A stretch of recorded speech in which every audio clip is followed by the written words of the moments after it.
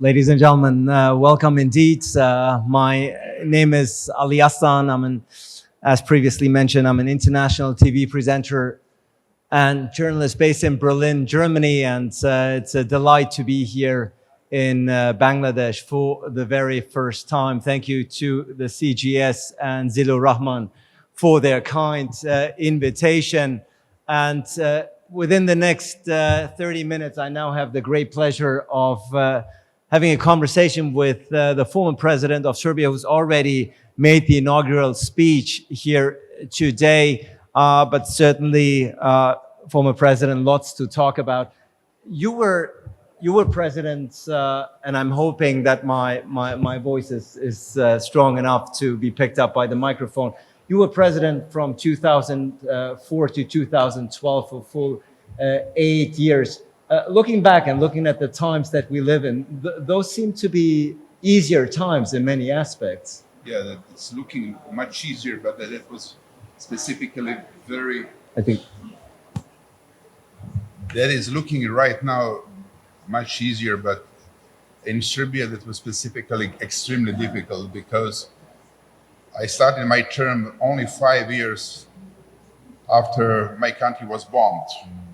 And only 1 year after assassination of the first democratically elected prime minister of Serbia, previous president of my party, Zoran Đinđić. In that context, that was extremely difficult and dangerous, but now the whole world is living in this atmosphere. Yeah, indeed. If we're looking around, obviously the war in Ukraine, against the Ukraine, is certainly occupying most of our time, thoughts, and energy back in Europe. But it has global implications, of course. At the end of the day, how's Europe, in your opinion, faring during times like these? Obviously, the United States is still a major player here, China yielding a great deal of influence over Moscow. But let's talk about Europe here for a second and about Europe's role. Judging by what has happened since February 24th, is Europe as unified as it claims to be on the forefront? I mean, Europe is looking very unified in terms of defending Ukraine right now. But what I feel, which is not something which is crystal clear and obvious, that is a kind of tension existing between United States and some of European Union countries. Okay. Europe and the United States are right now unified in terms of defending Ukraine regarding aggression of Russia against Ukraine.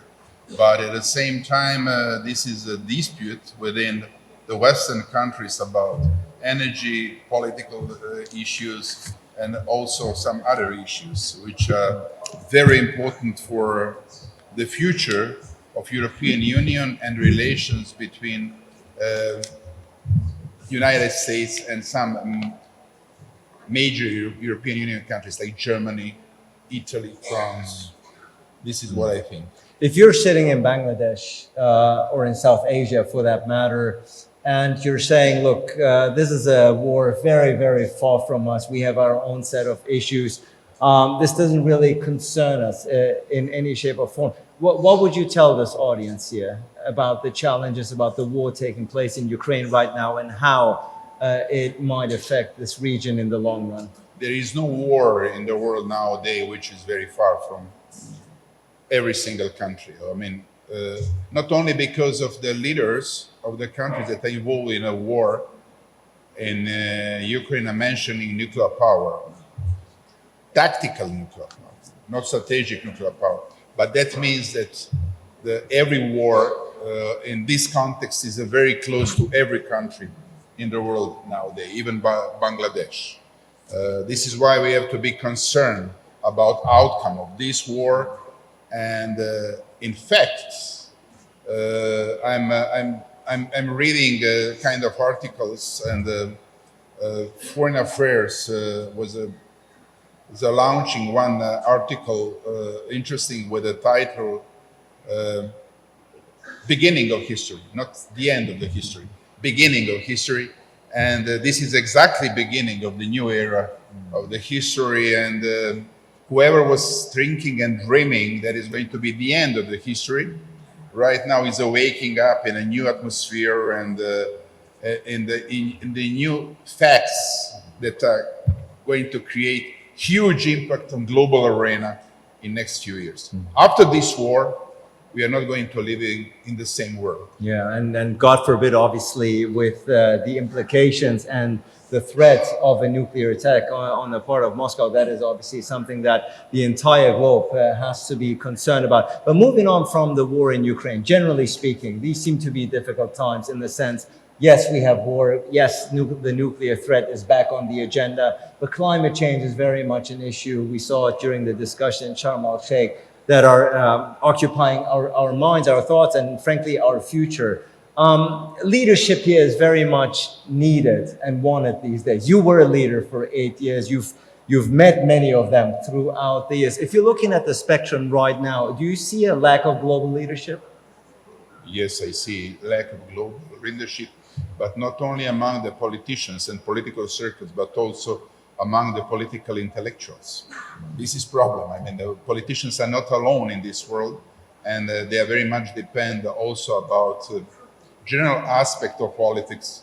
And in that respect, the political intellectuals, university, faculty, and the people, journalists, the people that are able to think about future and to predict future and also to create kind of vision are extremely important right now, and I see lack of leadership in all those aspects and the fields of the mankind.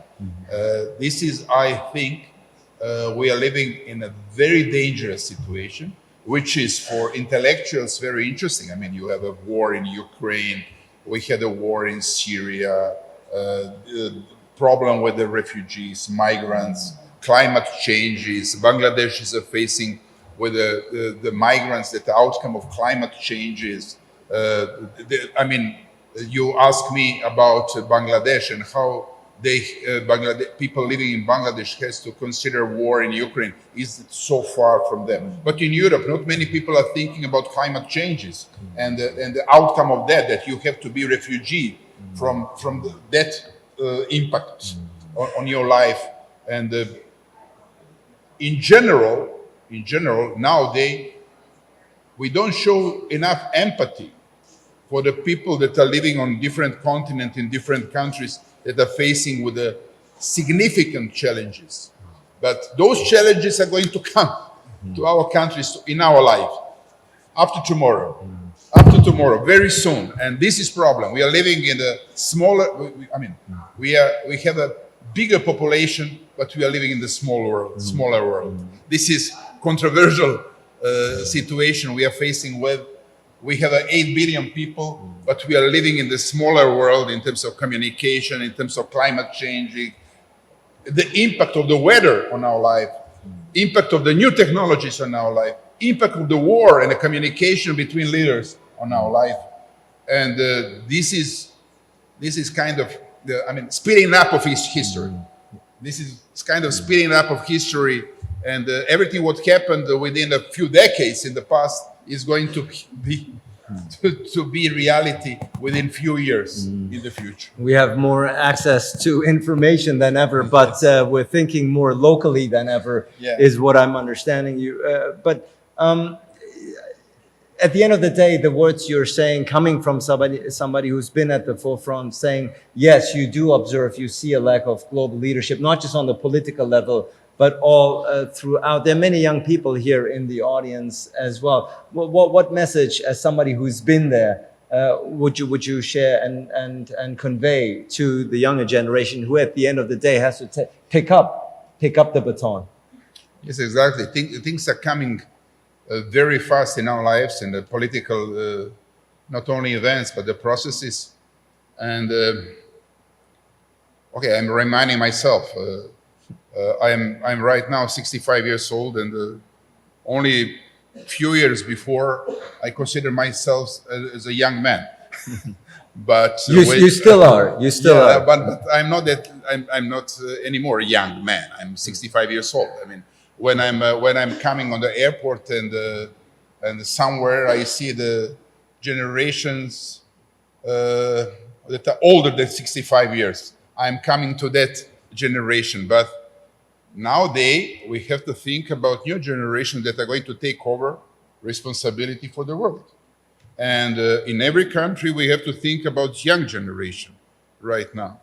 And but at the same time, we have countries where the people are running countries more than few decades. I was watching one article in which they mentioned that the longest leader in the world, which is running his own country, Equatorial Guinea, more than 43 years. More than 43 years to be on the power. This is really bizarre situation. I mean, that is changing your mind. You are considering yourself as a kind of God on the earth, and this is not normal situation. But what about these countries, like Equatorial Guinea, the countries in which there are not changes, political changes, but at the same time, we need a new generation of politicians, new generation of political intellectuals, but also without experience, we are going to be in a very dangerous situation. In that respect, I think that combination between young people and experienced people is the only solution for the challenges we are facing nowadays. We are talking about different challenges, climate changes, we are talking about new type of wars, new type of conflicts, the dialogue between civilizations, interreligious dialogue. Look how many challenges we are facing with. I mean, the old problems and the disputes, new problems and the disputes, how to predict new problems and the new disputes. And we need a kind of totally new political expertise right now. Not to have a scientist on the power, but to have a people that are aware about science, about history, and to be oriented to the practical solutions also, able to deliver practical solutions in accordance with sustainable vision. This is what I think about politics. But this is why politics is not existing without philosophy, without journalists, without thinkers, think tanks. Politics is in new era has to be something very, very different. But maybe the reality we are facing with in many different countries is not taking into consideration my approach to the politics right now. We have a more populism right now than before, and we don't have a democracy like it was in the past, few decades ago. We have a boost of populism right now. The populists are becoming more and more powerful in the global arena, not only in countries that are traditionally populistic countries, but also in the old democracies, you know. Look, United States, Russia, European Union. European Union is full by populists right now. And no one is able to make lessons to the others, to start from the podium of arrogancy to teach someone. Everyone has to consider himself and to think seriously about what we did, what we have to do in the future.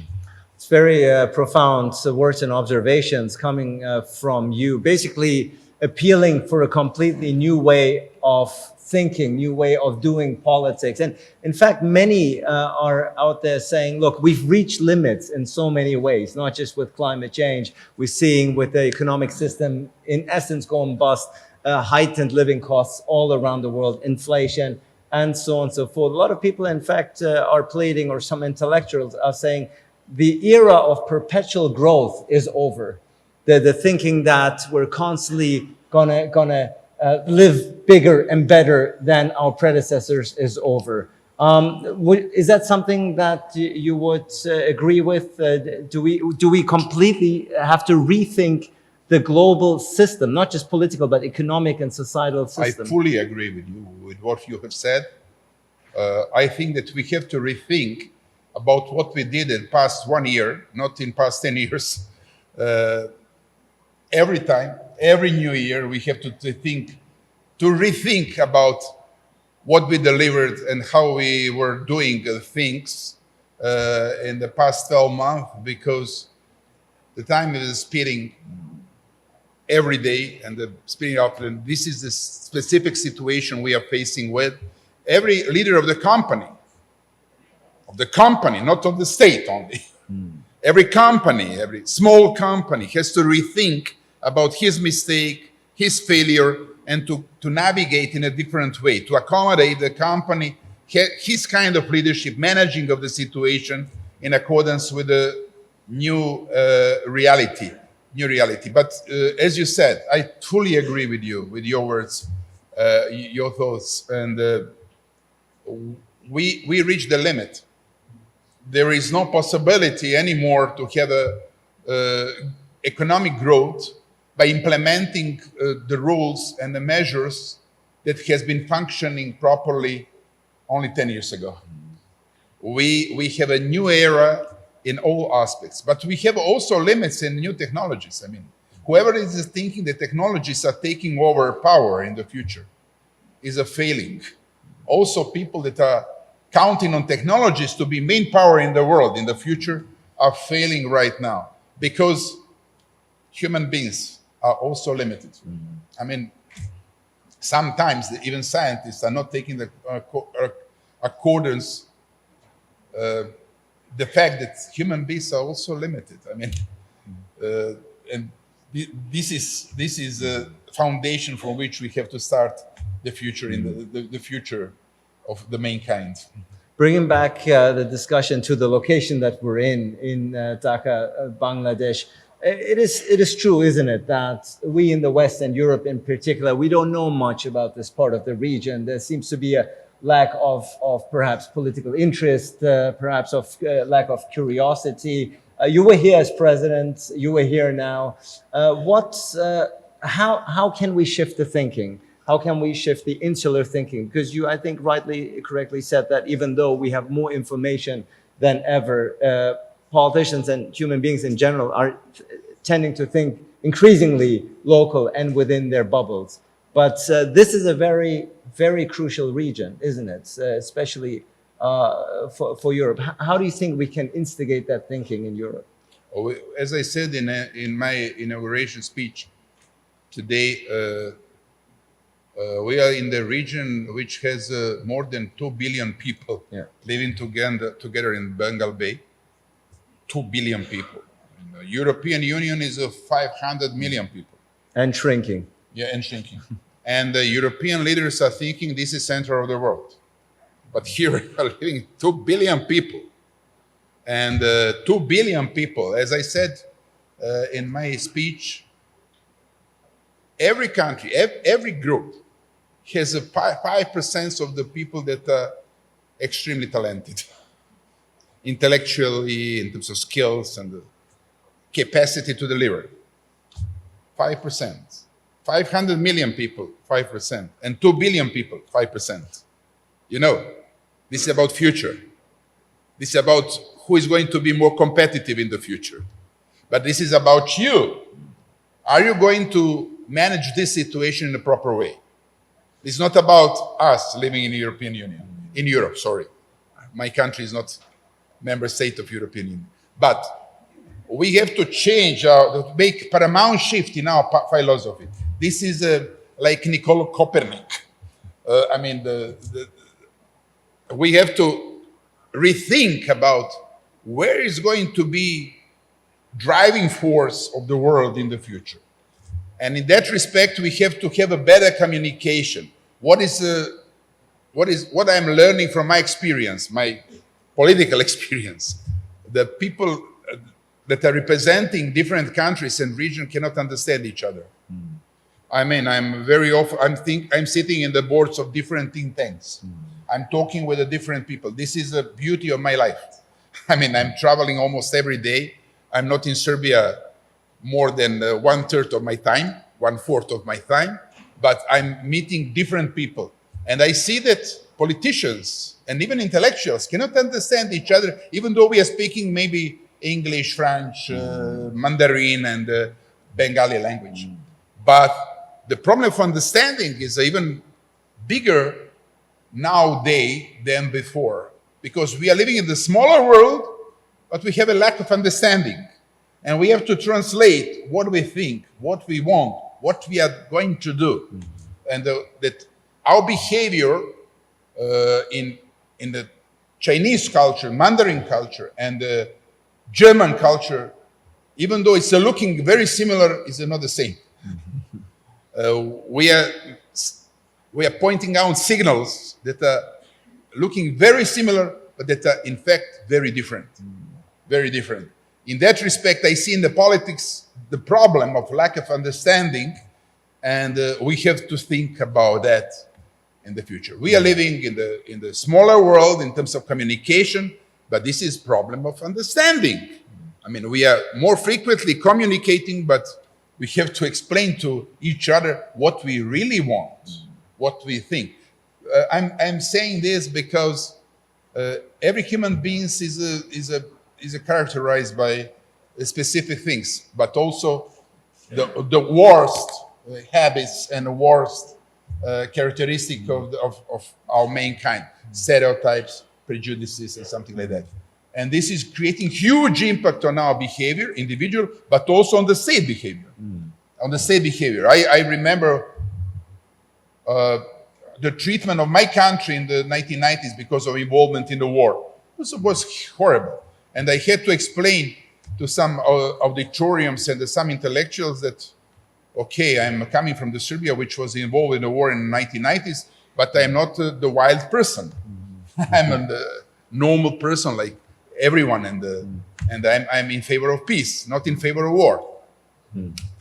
Well, it's very clear that even though you may have been out of office for a while, these are issues that are still preoccupying your mind, and it's good that you're able to share and convey your political experience now, pass it on, whether it's within a think tank, a Club de Madrid, or the younger generation on stages like this. We only have a few seconds left, so before I let you go and before we all break for lunch, let me touch very briefly on a subject matter that is going to preoccupy our minds, certainly within the next 4 weeks, which is the World Cup. I know that Serbia, as a football fanatic country, as a matter of fact, if I'm not mistaken, I think the captain of the Serbian national team is a cousin of yours. It's my relative, yes. Is a relative of yours. So who's going to win it? I know that in Bangladesh, if you're in Dhaka, if you drive around, it was fascinating to see. You have this country is divided between Argentina and Brazil fans. You see all across the flags.